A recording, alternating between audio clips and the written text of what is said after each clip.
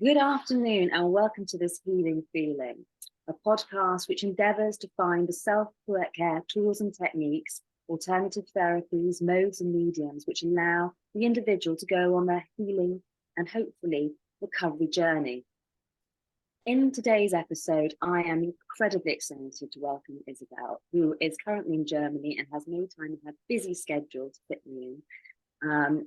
What Isabelle is going to talk about today, I think may be incredibly interesting to a lot of us, because although many things, are what you can find on the internet, what Isabelle has actually become involved in is something which maybe you feel or have an idea of that exists in the world, but would like to know more about. And as such, I'm going to pass the floor over to her so that she can tell her story, because let's be honest, often for us to start on these healing journeys, something has to happen that really challenges us and puts us in a situation where we have to start, well, a hero's journey, but in health and wellness. Isabelle, please begin. Lovely to have you here today. Thank you so much, Lucinda, for introducing me. I'm so happy to be with you as we are on a similar journey. And so I'm just going to share a bit of my story. For those who don't know me, my full name is Isabelle von Fallois. And I'm a German girl, but always around the whole world. So I really love to speak to people all over. So yes, I'm very, very pleased to be here. And the point is why I'm here. Honestly, my big dream was becoming a concert pianist. And I had an incredible scholarship in California, and I was right in front of recording an album and really starting my career as I was hit with life-threatening leukemia. And when it was diagnosed, the doctors just gave me 3 days, so 3 weeks to live. And this was tough. But 7 days before I got the diagnosis, I lost my house, my scholarship, and my boyfriend. Oh. So within 7 days. Wow. Yes, within 7 days, I lost nearly everything and nearly my life. And I think you can imagine that this was totally rock bottom of my life. I mean, this was like, I still remember this night in the hospital when it was around midnight when the doctor told me this after doing a bone marrow punction. And I was lying there completely in shock. And I had this kind of vision. I had visions since I was 7 years old because I had already my first near-death experience with 7. So I was already open to other realms since a very young age. And in the moment the doctor told me you have 3 days to 3 weeks to live, I saw a vision. And I saw if they started with chemotherapy the same night, I would die immediately. And I knew I could trust my visions because since 7, 8 years old, I would have visions of the future. I would see if someone would have a car accident or something similar or would die. So, which was a heavy gift for a little child, you can imagine. And so when I saw this, I knew if I started, I would die in the next 3 days. I was completely sure. So I was not in the town where my parents lived. So in the middle of the night, I called them and told them, you have to come immediately. And they trusted my vision. And I said, I have to leave the hospital now, because in this devastating state, there's no chance for me to survive chemotherapy. I have to go home first. And if I'm meant to survive, I will come back to the hospital. But first I have to have a clear mind again. So my parents wanted to pick me up that night, but they were not allowed because the doctor who was like the head of this oncology station was not there at midnight or past midnight. So I couldn't go home with them. But this, Lucinda, was my great luck.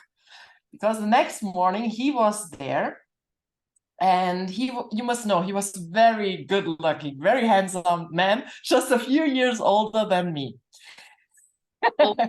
And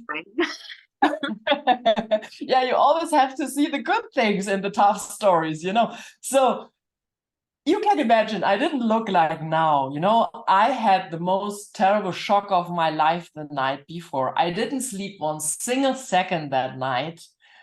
And I was not able to walk anymore. So I was in a wheelchair, and he took me with that wheelchair into his room and was sitting opposite of me and was really sitting there looking at me with the most sad eyes. And he said to me, if you are going to die, this will break my heart. And tears started coming out of his eyes. And in that moment, Lucinda, it was like, oh my God, if there are men like him out there in the world, I want to live. Because, you know, the point was I was just left by the partner I had because of the difficult situation. And I was not believing in anything anymore. And in that moment, this kind of human angel appeared. And I looked at him and said, thank you so much. This honors me a lot that only knowing me one day you can say this. He had no clue how much this meant to me. But I still knew my vision was real. So I told him, still, I have to trust my vision. I have to leave the hospital. But I promise, when my mind is strong again, I will come back. And so my parents, I had to sign, if I'm dying, it's my own fault. So I did that.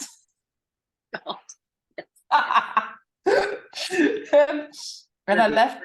I had to, because I knew I had to trust my vision, you know, because my vision never lied to me before. So I knew I had to live on it. So my parents took me home, and I knew one thing, probably you know it too. You can't heal or survive in life-threatening situations if you're not able to forgive.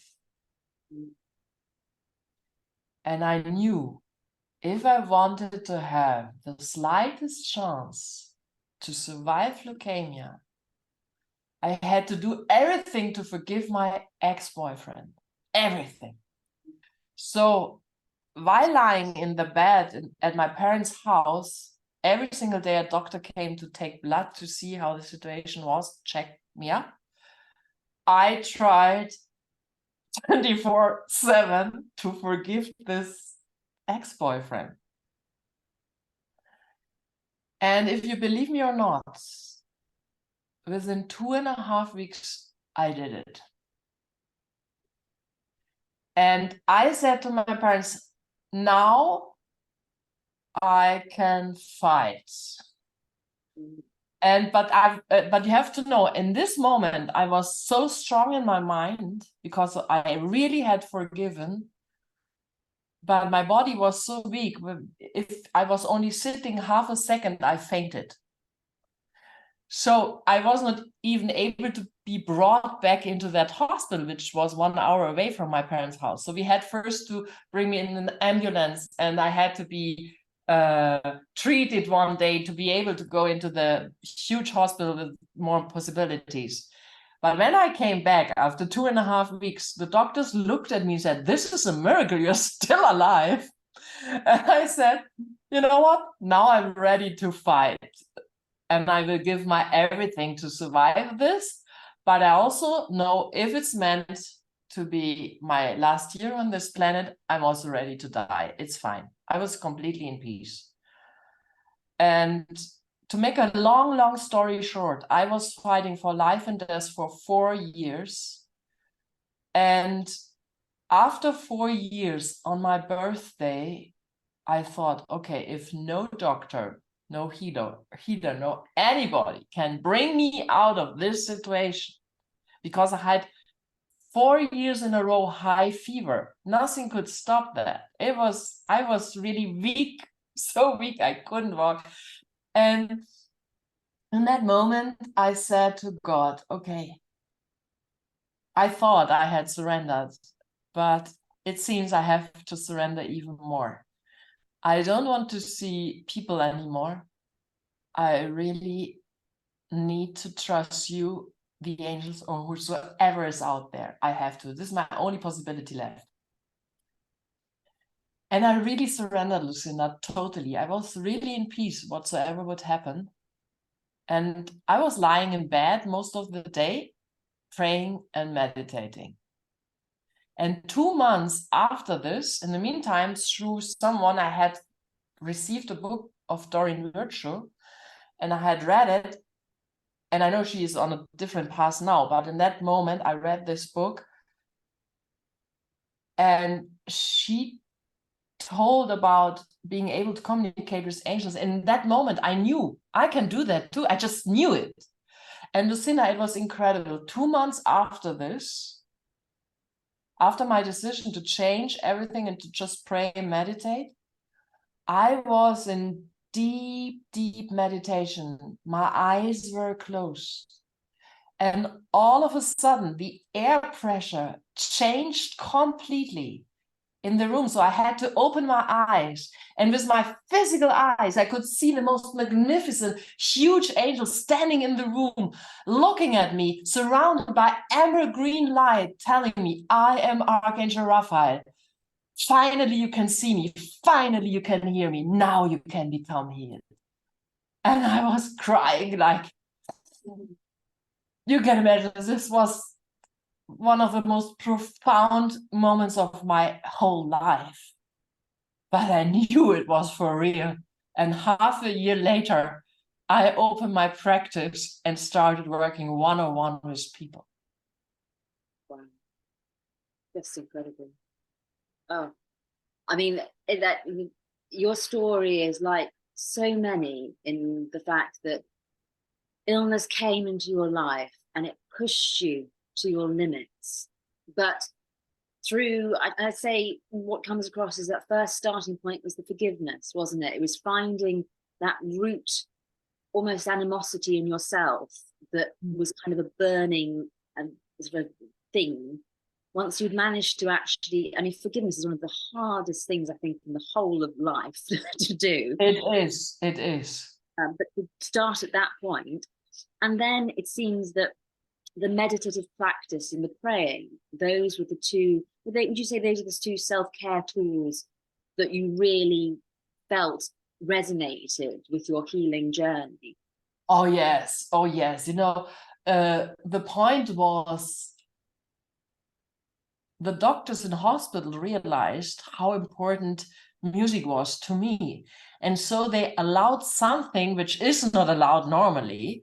They allowed all my friends and people to spend money to buy me an electric stage piano, which was allowed to come into my sterile single room, which normally is not allowed. You know that, as you have been in hospitals. You know that. But they knew if I had the slightest chance to survive, it would be if I was able to play the piano. So the piano was brought into that room, and I practiced the piano with chemotherapy running through my veins 48 hours in a row, and I was still there sitting. And the doctor said, this is impossible. Normally a person in that condition is lying in bed and can't even move the fingers in bed, and you're sitting there while chemotherapy is running through your veins and you are playing. This is, how do you do that? And the point was, Lucinda, I had this incredible piano teacher in London, a very famous concert pianist, Arnaldo Cohen, and I was sitting at his grand piano once, 6 hours in a row, without going to the bathroom, without a glass of water, with nothing. And he was like really very, very tough, really tough. And after 6 hours, I started trembling, and my eyes filled with tears, and I felt my circulation is just so down. I just didn't know how to play anymore. And in that moment, he told me, if you want to become a pianist, you have to be able to play the piano, even if you're dying. In that moment, this was incredibly hard. But Lucinda, exactly these words saved my life. because I was so disciplined that I could even play the piano in the moment I was nearly dying. Yes. He didn't remember that he told me that. Only after we met after leukemia, I told him this and said, oh my God, I did that. And I said, you had to, because of these words, I survived because I had the discipline. So thank you. You understand? Absolutely. And do you think, I mean, I have a sneaking suspicion that occasionally we have angels who communicate through people. They just, and they don't remember, do they, that they said anything? Exactly. That was, I mean, he could have said this, because when we were at the piano, he was really very severe, very strict. But he was not when we were off the piano. He was the most lovely person, you know. But in that moment, it was like that. And exactly these words saved me. Can you imagine that?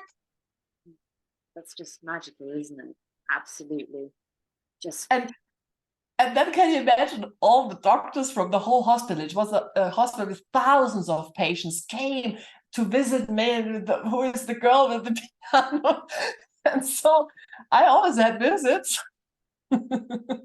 the story has the parts to it that, you know, would make a fantastic film, wouldn't it? I mean, True.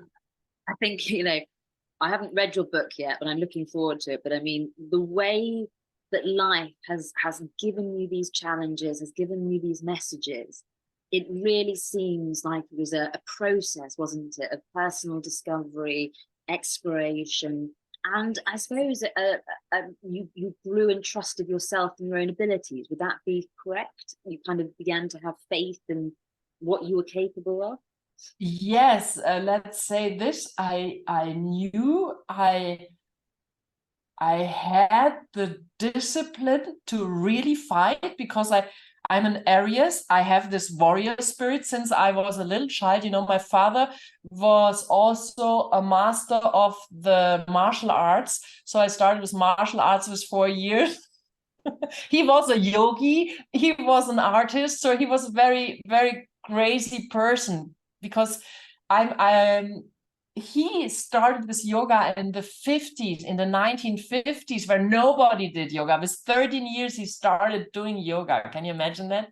So I was born into a crazy family, which was my great luck, you know, because otherwise I wouldn't have survived. No chance to survive this. But Wow. so I had some tool. And the other thing, before I forget, you can ask more, but before I forget, the other thing which really saved my life in the hospital was knowing about the power of affirmations. I had read the books of Louise Hay before, and I knew that you really could change your life. So what I was doing all the time was that I was in the 10th floor. I was looking out of the window. It was only sky visible for me there. So I thought I was in a plane flying to my next concerts. And I was all the time affirming, I'm completely healthy. I'm completely healthy. I'm completely healthy, no matter what. Well, I mean, that it makes such a difference, doesn't it? The mind is so incredibly powerful. Yeah. Once we start to actually, I suppose, train it. That's the thing, isn't it? Exactly.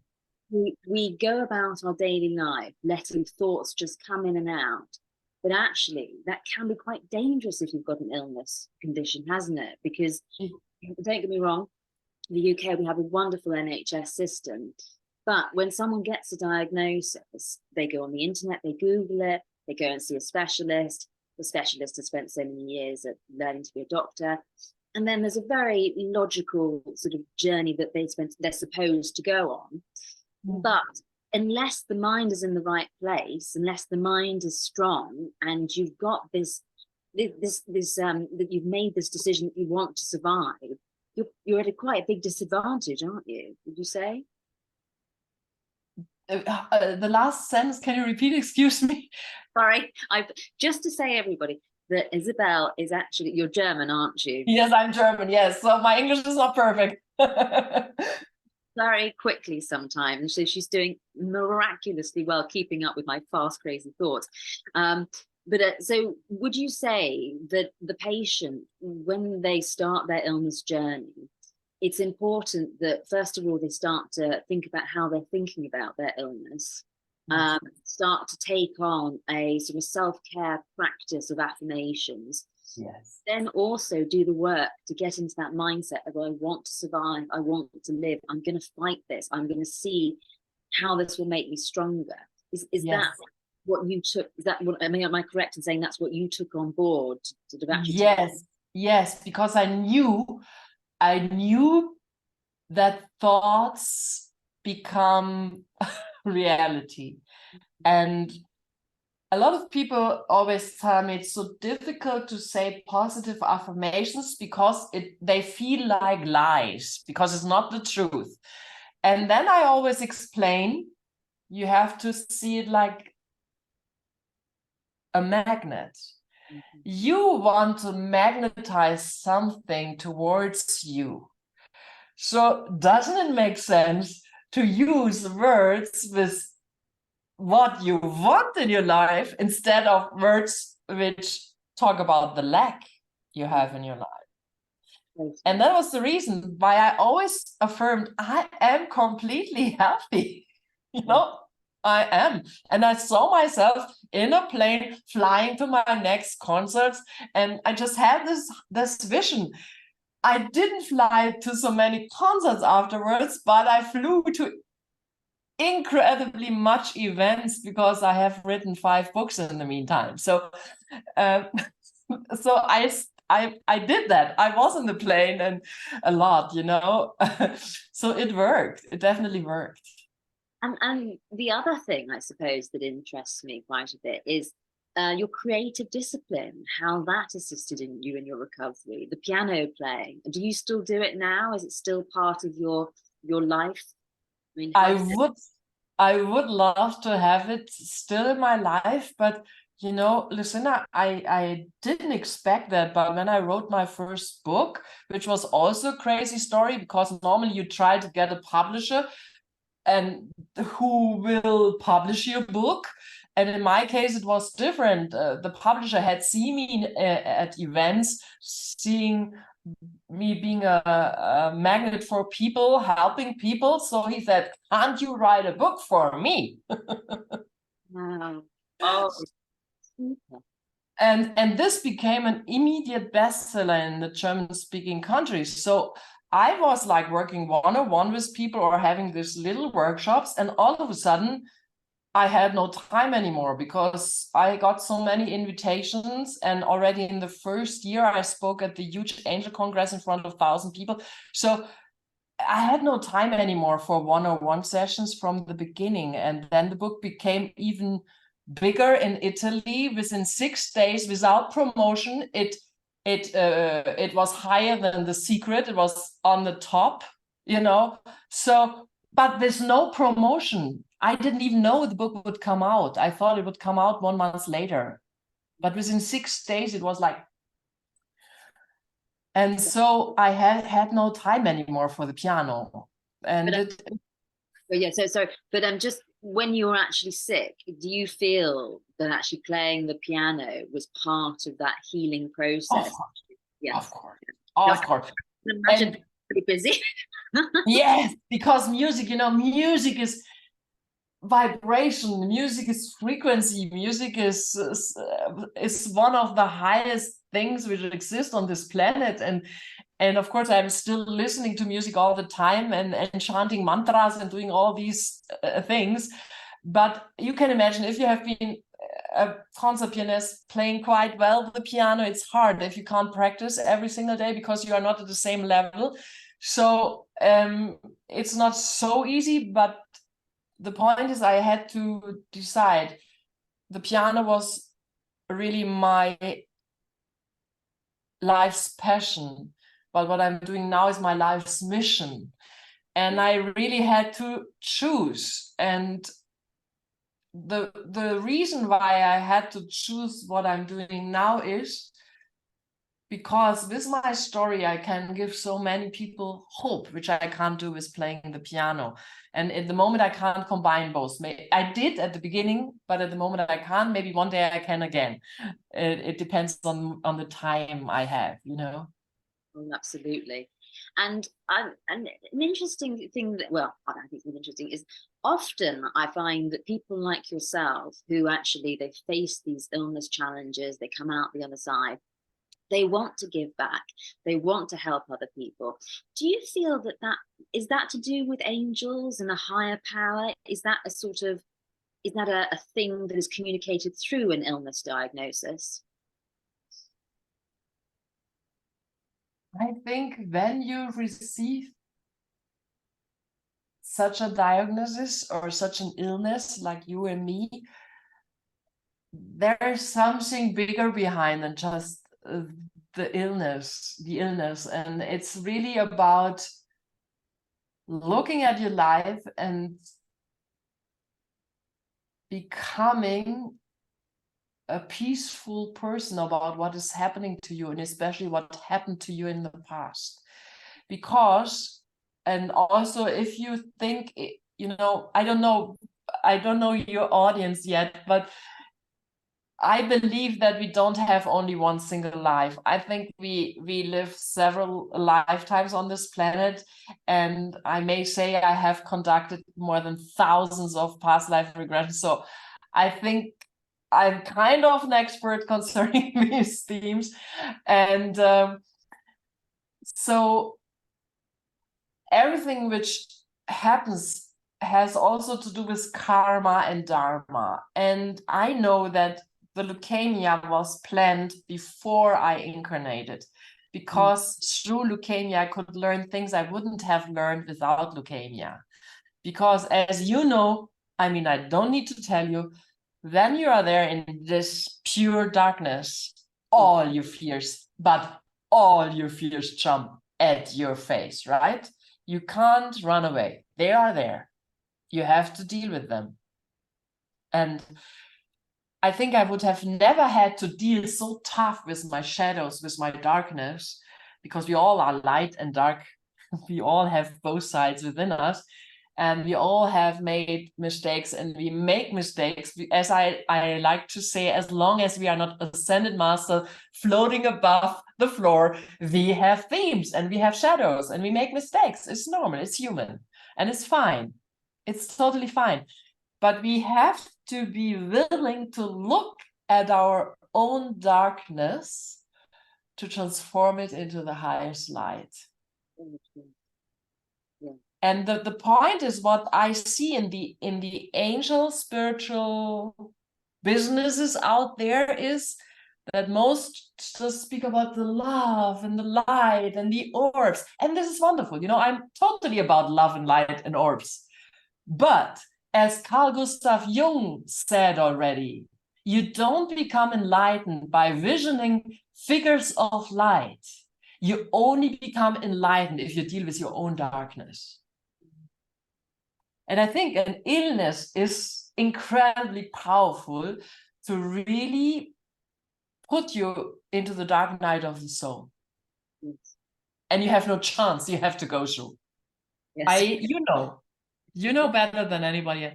You know. And leukemia was only one part. I had later on more near-death experiences, which is not important. But so it was not just the only thing. I have to say, I've never heard anyone say that. You know, I've had more life and death experience, but they're not important. I mean, yeah, I know what you're saying, but at the same time, wow. I mean, to have had the experiences you've had, and yet anyone who gets to watch this will see that you are radiating light, you are radiating beauty and enthusiasm and energy. And do you feel perhaps that, you know, well, actually, this is a silly question, but do you feel now that you are channeling so much of what many of us just don't understand? Is that sort of how it works? Yeah, you know, at a certain point in my life, after the experience with Archangel Raphael, I really asked to be a vessel for the divine, and they really put me in a very, very tough training.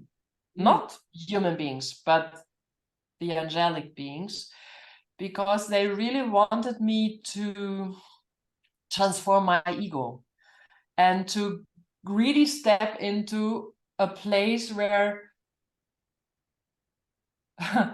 where I can say, thy will be done, not my will be done. Use me for the highest good of the planet. Use me so I can truly support people, elevate people into their highest versions.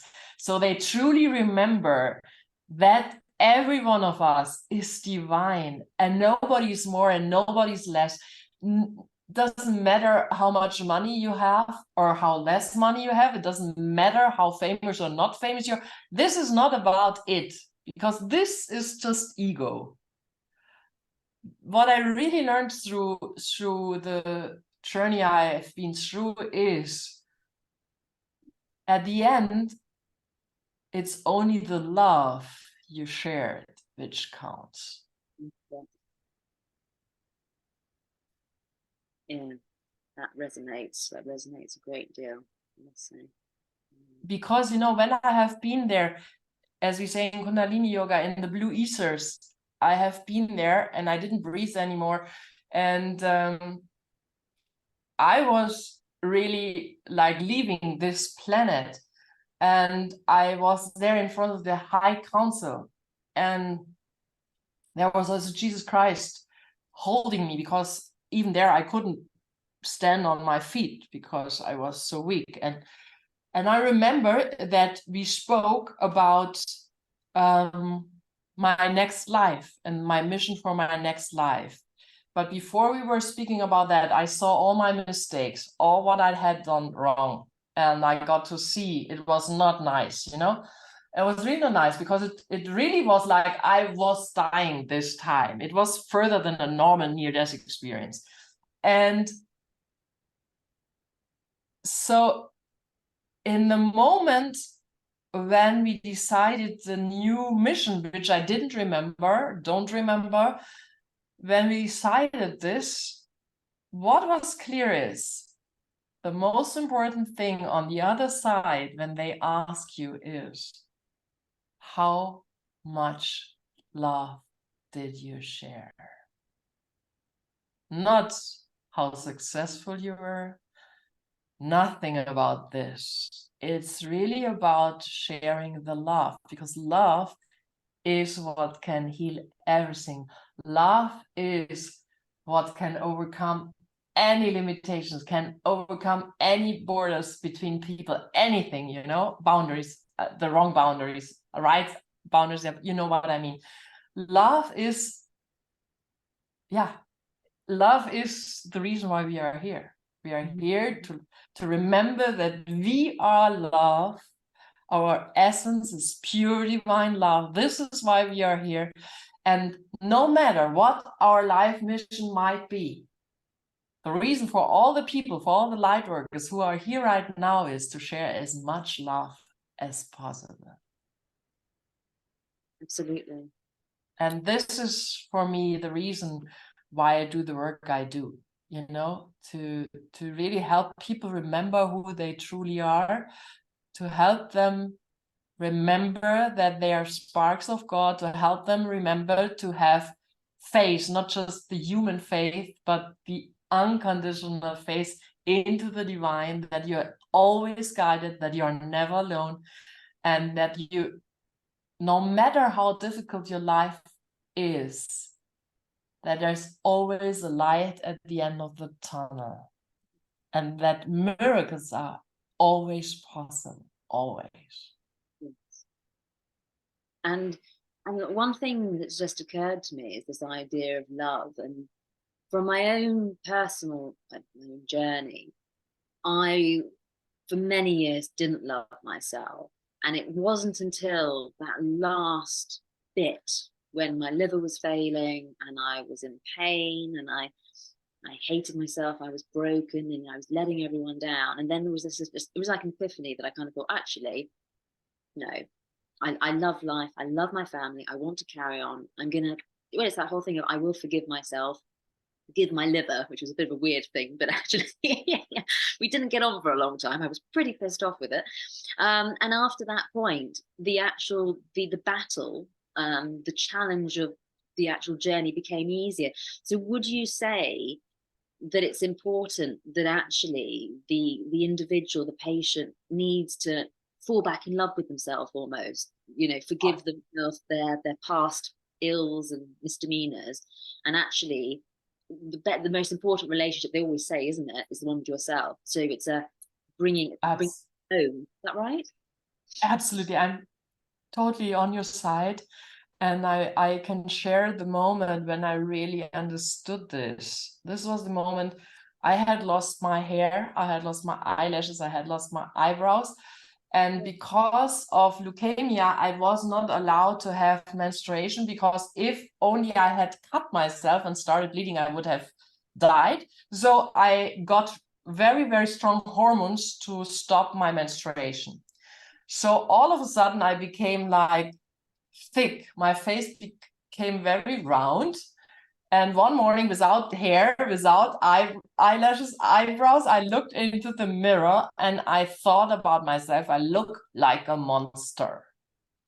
And this was the day. Normally, I was always a very patient person. My mom still remembers that day. And this was the day when I really flipped out. And I started shouting, I hate myself. I was really like shouting, and I don't want this anymore. It was really the one day I was totally angry, totally not at peace at all. And I think it lasted not 20 hours. It lasted, I don't know, maybe 15 hours or something like that I was really in a huge crisis.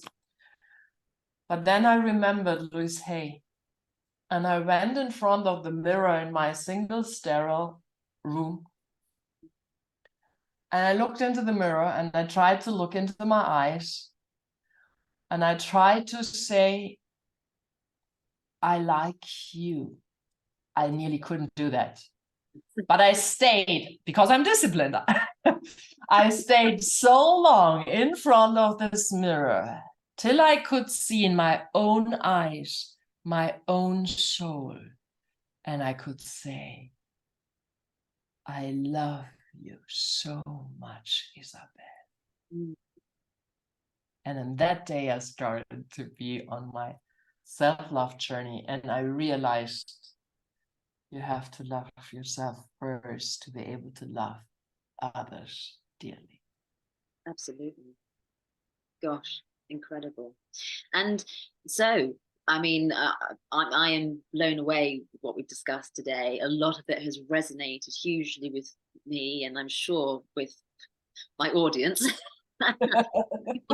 I believe also will be incredibly interested in what you are doing.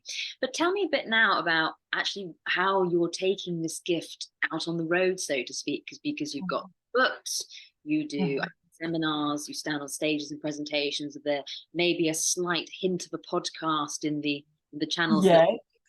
Tell us how people can find you. The people can find me on my website, isabellevonfallois.com, or they find me on Isa von Fallois at Instagram, or I have two pages, one friends page, one fan page at Facebook, one with Isabelle von Fallois with a small v and one with a huge v, to find the difference. And on the fan page with the small v, you find daily messages in accordance with the planets from the angels, which I'm doing since more than 10 years daily. So you can get an idea about the energy of the day and support by the angels or also other light beings. And I also do it mostly on Instagram, but I started it on Facebook, and so there you can find me. And I have founded the Angel Life Coach Training and have certified hundreds of coaches, which have really literally been trained by myself with me in the same room. I do these very intense 5-day trainings from 10 a.m. to 10 p.m. in the evening, only teaching myself. And so if they want to be master Angel Life coaches, just to certify, they give 74 sessions for free. So these people are really disciplined and really do their work, because otherwise they are not becoming certified by me. Because as a pianist, I know you have to practice and you just can't go to an event and get a certificate. This doesn't work for me. It's not one of those online programs where you do kind of 10 odd lessons and then you get a printout. No, but Exactly. that's so lovely to hear, because at the end of the day, when it comes to something like this, I think what can worry people is that there are quite a few people out in the world who say that they are channeling or they are connected, and you kind of think, well, where is the universal certification program? You know, it's non-existent, but it has to be something coming from someone that you could trust and relate to. So that's And that was the reason, you know, I know some people say it's an outmoded thing to do certifications, but I think if you really want to be trained in something, you really have to practice. You just can't do it from yesterday to tomorrow. It's impossible. You can't learn it in one night. And especially if you teach things like also past life regression with the angels, this is such a subtle work, you know. You have to really be prepared if some heavy stuff comes up in the other person, you know. You have to be able to hold the other person through the process. So you can't just do that, and you can't teach. I don't teach these things online. It's impossible, because this would be not responsible. So I'm in the room and I'm watching the people doing this, and I'm really there, and I don't take a huge group, and it's really, I know all of my coaches, because I read through all of their homeworks, and I write every single certificate myself. So I really do a very special personal work with them, which is not normally nowadays, because everything is online, you know, which is great, because it really makes the world smaller. I have nothing against online working. I do online events, but the trainings I only do in person, you know. It's very, very important for me to really look into the eyes, to give the people the feeling I really see them. Because in our days, who really feels seen? Most of the people not, right? I think you know that too. Totally. And if someone is, so for example, let's hypothetically say a person like myself, we're on a journey of recovery, we're doing the research, we're doing what we can, our own self-care tools. Is it possible to have sessions with you online, or do we need to come to Germany? No, the point is, at the moment, I honestly don't have time for one-on-one sessions, but you can write to my office and my assistants will answer, and we have really a huge group of coaches, and some of the sessions you can give via Zoom. So this is possible, or also distance healing method is possible. So there, and you can see on one of my websites, which is called just angellifecoachtraining.com. There you can find also photographs of the coaches. Not all of them are listed, because some of them are undercover angels and have normal professions and do this like in their free time, and they are not listed because they have like a very different profession and they can't be listed as an angel life coach, but they still do the work, you know. So and you can also see if the people speak English, or if the people speak French or whatsoever. Some people speak more languages, and yes. So I think we had people from, I think, over 14, 15 countries coming to Germany, but now I think 10 or 11 countries are on the website. People are living there. So. Oh, super. No, that's good for people to know. And the other thing, I suppose, is out of the books you've read, can you recommend maybe 2 or 3 books if anyone's interested in starting to do some research into this area and starting their journey? Yeah. The point is, from the 5 books I have written, at the moment is only 1 in English. They are all in Italian and German, mostly in Spanish, some in French, and 1 in English. I don't know it. I had not so much luck with the English publishers. So, but doesn't matter. But the book which exists in English is very, very powerful. The book is translated in really 5 languages. It has traveled the world. 10,000 of people have worked with it. And it's a 28-day program with the angels. And with the first part of the book, you clean your past. Then in the second part, you rise your vibration.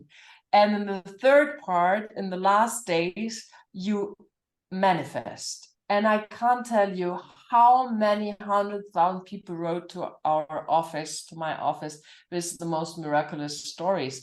And you can use it for healing on a physical level. You can use it for healing your relationships. You can use it for healing with your story with money, whatsoever. People use it for anything. And for instance, my assistant does it every year, I think once or twice.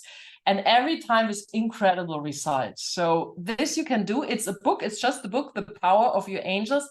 And in case you would like the soul journeys, which are written in the book, spoken with my voice, you can write an email to my office via info@isabellevonfallois.com and ask my assistant whether you can buy them. It's just, I think, 19 euros for 4 hours of meditations, which is fine.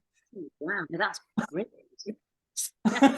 so we to be honest, we don't have these things like PayPal and so on, because I had a very interesting, I don't want to talk about this now, very interesting happening with bank accounts and all these things, how easily everything gets hacked.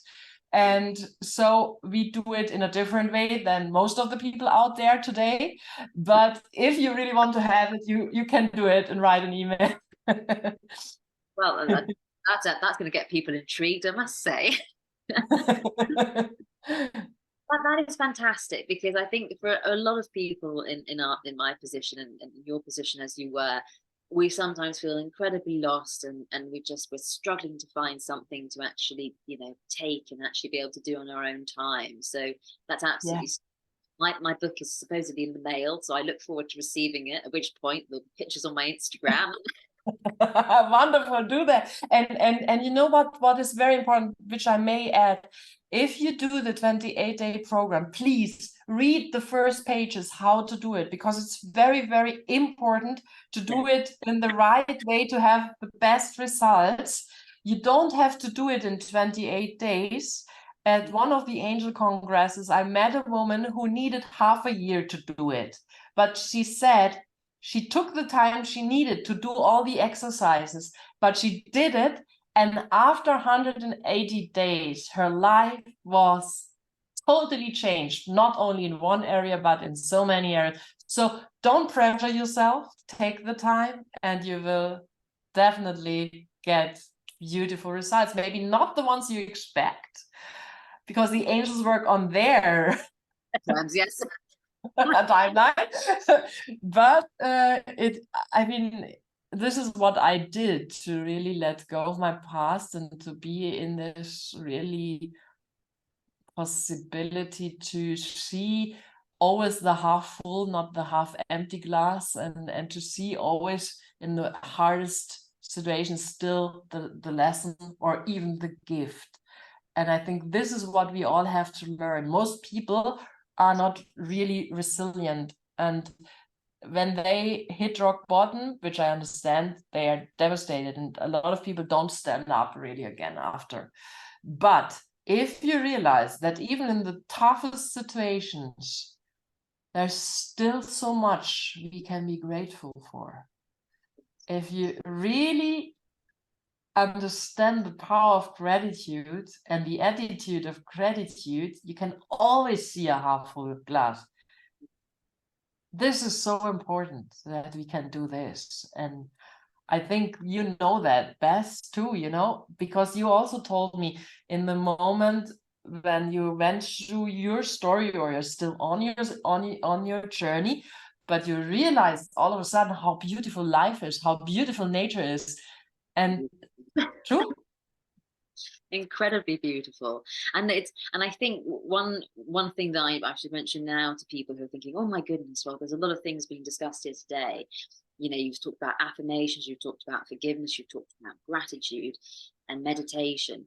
It's almost, I would suggest to people, actually start out a little practice, isn't it? You say, okay, I'm going to make time for the meditation. Afterwards or before, I'm going to write my gratitude list, even if it's only 3 things. And then maybe I'm going to do a chapter of the book. Maybe I'm going to do some exercises. Maybe I'm going to do the affirmations in the morning in the mirror. And that way they can kind of encapsulate them or incorporate them into their day, can't they? So it is achievable, small steps. Yes. And it's a bit like brushing your teeth. We do it in the morning, we do it in the evening. Do the affirmations before or afterwards while standing on one leg. So exactly.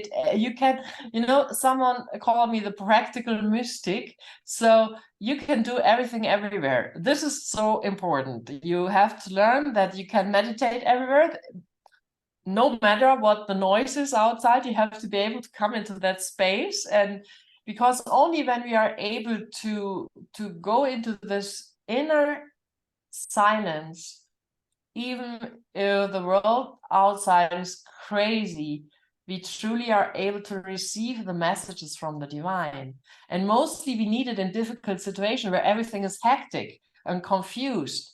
So we need to practice before to learn how to calm ourselves. And it's so much easier, I think, if we know there are angels and angelic beings around us and we are never alone, and to invoke them in the morning and tell them, please help me with this day, show me where I have to go, show me where I'm meant to be, and then go into our days. I think this is so important. Yes, I completely agree with that. And I just to sort of draw this to a close, because you're incredibly busy and you made time, and I know you've got to go on to other things. If someone is meditating and they are seeking for help in their recovery journey from the angels, is there a particular angel in particular who's aptly suited to listen and respond, would you say? Yeah, I mean, it depends what you want to heal. On all themes physical, you always invoke Archangel Raphael, which is really, the name means who heals. The name means who heals, Raphael, And Archangel Raphael has this incredible, powerful emerald green light surrounding him.